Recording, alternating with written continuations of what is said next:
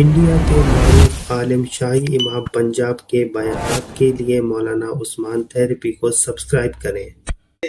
صدقہ دن رات بڑھتا ہے گھٹتا نہیں، دوستوں کتنا ڈالر مدینے میں ہے، دوستوں کتنا ڈالر مدینے میں ہے، اپلیکیشن گنہگار ڈالے نہ کیوں، بخشوانے کا دفتر مدینے میں ہے، بخشوانے کا دفتر مدینے میں ہے، پی کے جس کو دعائیں قبول ہو رہی وہ حسین جام واٹر مدینے میں ہے۔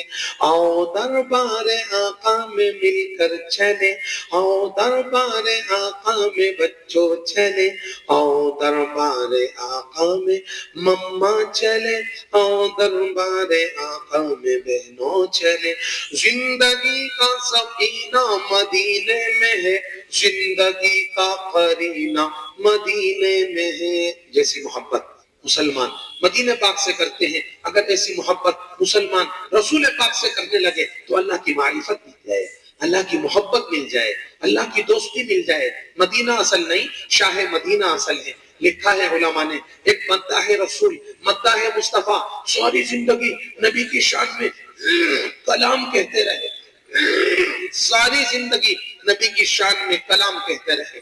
زندگی کے اخیر میں ایک بار نبی کی خام میں زیارت ہوئی، نبی کو سلام کیا، نبی نے سلام کا جواب نہیں دیا۔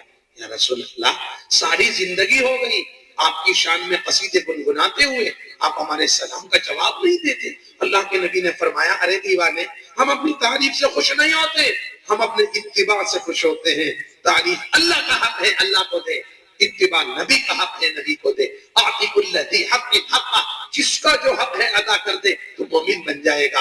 اماں کا حق اماں کو، ابا کا حق ابا کو، بھائی کا حق بھائی کو، بہن کا حق بہن کو۔ جیسی محبت مسلمان مدینے پاک سے کرتے ہیں، اگر ایسی محبت مسلمان رسول پاک سے کرنے لگے تو اللہ کی عزت کی قسم نظام الہی حرکت میں آ جائے، ہمیں ہماری گمشدہ عزتیں واپس مل جائیں۔ میرے نانا پہلی بار مدینہ پاک گئے، میں نے اپنی والدہ سے سنا ہے، میرے نانا جب پہلی بار مدینہ پاک گئے تو اللہ کے نبی کی مسجد میں نانا جان داخل نہیں ہوئے، باہر نماز ادا فرمائی، باہر بیٹھ کر صلاۃ و سلام پیش کیا۔ نانا جان کے خادم ابو الحسن صاحب نے عرض کیا، اندر چلیں، فرمایا بے ادب ہوں، کوئی غلطی نہ ہو جائے، پہلا سفر ہے، نبی ناراض نہ ہو جائے، بے ادب ہوں، کوئی غلطی نہ ہو جائے۔ باہر رو رہے تھے، صلاۃ و سلام پڑھ رہے تھے، نانا جان کے خادم وہاں برابر میں بیٹھے رو رہے تھے۔ نانا جان کی ظاہری حالت کو دیکھ کر ایک شخص یہ سمجھا یہ کوئی بھیک منگا فقیر ہے، انٹرنیشنل بھکاری ہے، بھیک مانگنے انڈیا سے یہاں آیا ہے۔ اس شخص نے نانا جان کو بھکاری سمجھ کر ایک ریال نانا جان کی جھولی میں ڈالا۔ نانا جان کے خادم نے کہا، او بھائی ہلکے میں نہ لے، یہ بھکاری نہیں ہے، یہ ایشیا کی سب سے بڑے محدث ہے۔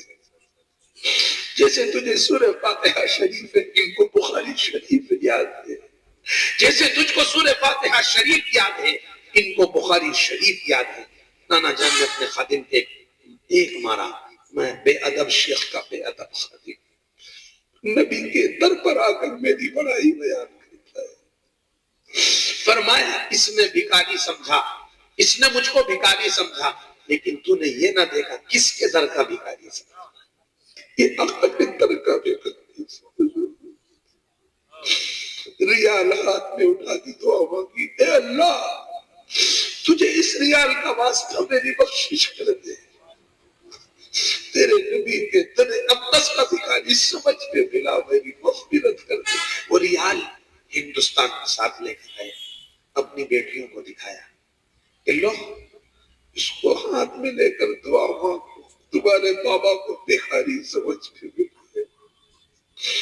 معلوم یہ ہوا جو آقا کے جتنا قریب ہیں وہ اتنے با ادب ہیں، جو آقا سے جتنا دور ہیں وہ ادب سے اتنا محروم ہیں۔ اللہ کرے کوئی بات دل کے برکت میں پہنچ جائے، کچھ نیت لے کے جانا، کچھ ارادہ لے کے جانا۔ ممکن ہے یہ سال زندگی کا آخری سال ہو، ممکن ہے یہ سال آخری سال ہو، ممکن ہے میری کفن کی چادریں مارکیٹ میں آ چکی ہوں۔ اللہ تعالی ہمیں سچے دل سے آج توبہ کرنے کی توفیق عطا فرمائے۔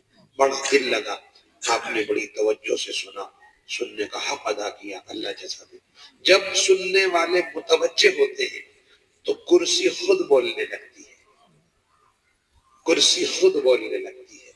جب خریدار متوجہ ہوتے ہیں تو کمپنی نئے نئے ماڈل پیش کرنے لگتی ہے۔